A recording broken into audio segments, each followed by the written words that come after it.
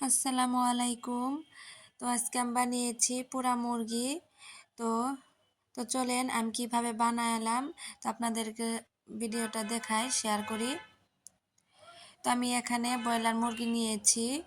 তো আমি এখানে দুইটা মুরগি দুইটা দুইটা করে 4টা লেগ পিস নিয়েছি। আর এখানে যে মুরগির পাখনাগুলা থাকে সেটা নিয়েছি। তো আমি এখানে চামড়ি সহ নিয়েছি। তো আপনারা চাইলে চামড়ি ছাড়িয়ে নিতে পারেন। তো ভালো করে ধুয়ে নিয়েছি। ধুয়ে এখানে এটার ভিতরে মশলা দিব। তো বাইরে হোটেলে যে খাওয়াচ্ছে তো বাসায় কিন্তু আপনারা সহজভাবে বানিয়ে নিতে পারবেন। এটা খেতে কিন্তু অনেক মজা। রেস্টুরেন্টের চেয়েও মজা হয়। তো এখানে আমি বাটা মশলাগুলো দিলাম। প্রথমে দিলাম পেঁয়াজ বাটা, রসুন বাটা, আদা, জিরা। তো সব বাটা মশলাগুলো দিয়ে দিলাম। তারপর দিচ্ছি একটু কাঁচামরিচ বাটা।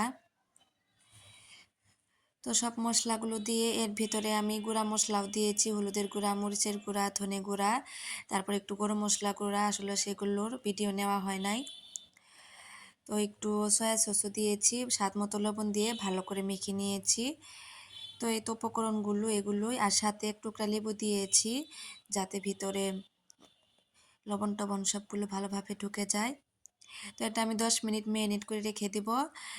তো এদিকে চলেন, এই তো এখানে চুলার ভিতরে একটা শিকের মতোই দেওয়া হয়েছে। তো এটার উপরে একটা একটা করে দিয়ে দিচ্ছে আমার শাশুড়ি মা। তো এটা আপনারা চাইলে তো শিকের মধ্যে করে আগুনের ভিতরে পোড়া দিতে পারেন। তো আমাদের বাসায় এটা ছিল, তো এটার উপরেই দিচ্ছে। তো একটা একটা করে দিয়ে দিচ্ছে।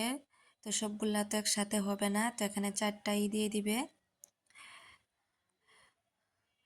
আগুনটা একটু ধোয়া সন্ধ্যার দিকে, তো ধোয়া ধোয়া একটুই লাগতেছে। বাতাস, ঠান্ডা বাতাস আসছিল, সেজন্য আগুনটা একটু লেবে যাচ্ছিল। তো এই তো দেখেন এখন উল্টিয়ে দিচ্ছে, কি সুন্দর কালার এসেছে।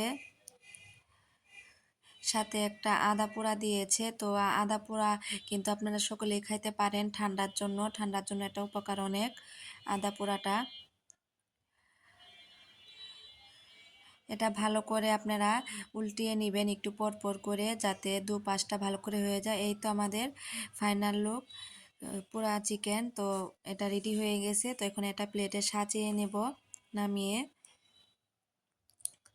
তো এই তো আমার সাজানো হয়ে গেছে। তো কেমন হয়েছে অবশ্যই কমেন্ট করে বলবেন। খেতে কিন্তু অনেক মজা হয়েছে, দেখতে যেরকম লোভনীয় লাগছে খেতেও তার থেকে বেশি দ্বিগুণ হয়েছিল।